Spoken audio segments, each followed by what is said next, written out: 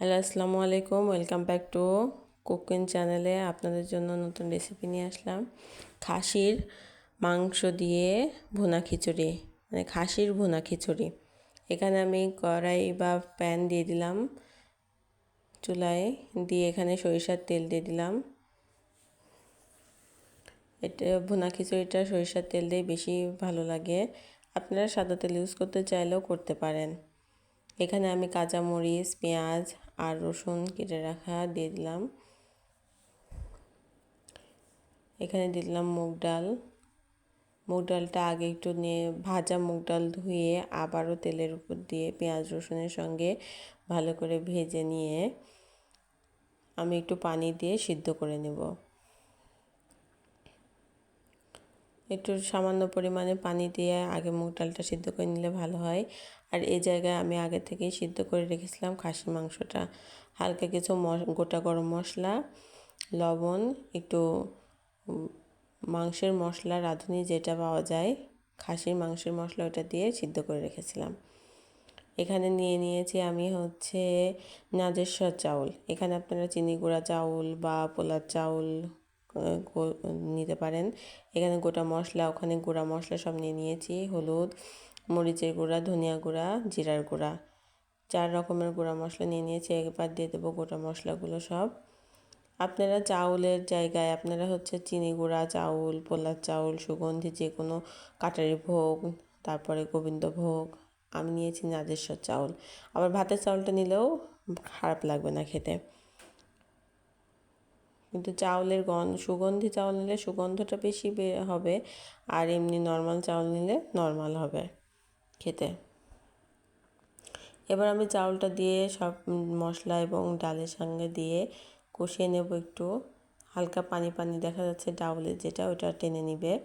এখন এই যে পানিটা টেনে নেওয়ার পরে দিয়ে দিলাম মাংসটা, দিয়ে আবার একটু ভালো করে নেড়ে কষিয়ে নিয়ে তারপরে দিয়ে দেবো ফাইনাল পানি, যেটা দিয়ে চাল এবং ডাল সিদ্ধ হবে।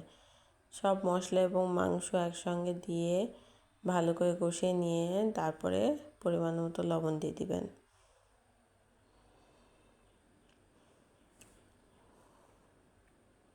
যেখানে আমার কষানো বা মেশানোটা হয়ে গেছে, এবার দিয়ে দেবো আমি পরিমাণ মতো পানি।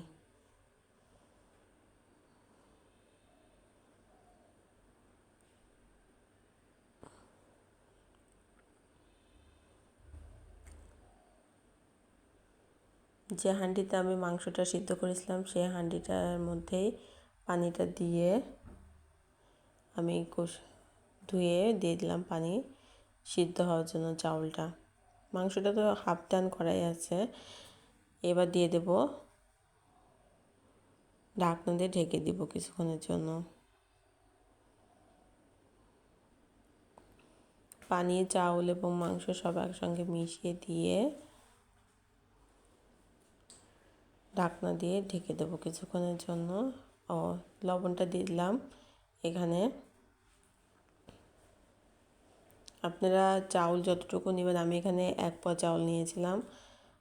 বাজার থেকে যে মাপে কিনে আনেন বা আপনারা যে মাপে যে কোটাতে দিবেন, সে কোটারই 2 কোটা পানি দিবেন।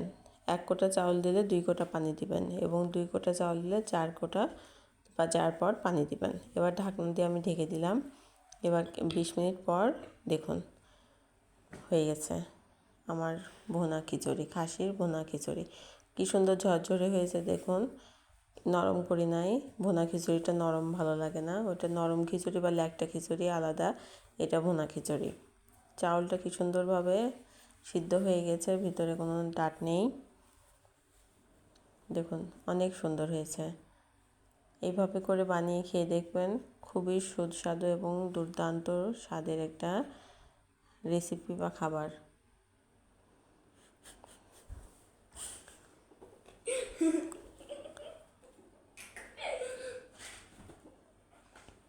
মাংসগুলো এত সুন্দর সিদ্ধ হয়েছিল, সফট হয়েছিল যে ভাঙেও নাই, আবার গোটা গোটায় রয়ে গেছে, সিদ্ধতেও কম নেই। এখানে শসা এবং পেঁয়াজ দিয়ে সুন্দরভাবে পরিবেশন করে দিলাম।